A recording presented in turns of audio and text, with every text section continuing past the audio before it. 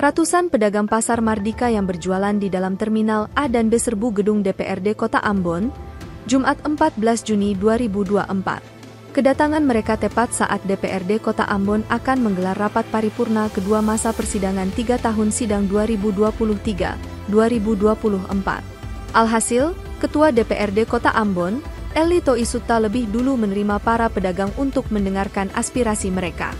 Adapun kedatangan mereka untuk menagih janji DPRD yang akan berkoordinasi dengan pemerintah kota, Pemkot, Ambon, terkait rencana pembongkaran lapak pedagang yang ada di Terminal A dan B.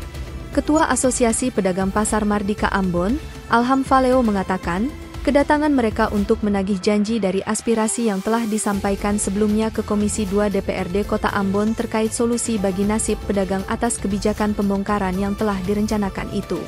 Pihaknya berharap ada kebijakan-kebijakan yang manusiawi. Mengingat selama ini, para pedagang juga telah memenuhi kewajibannya dengan membayar pajak ke Pemkot Ambon.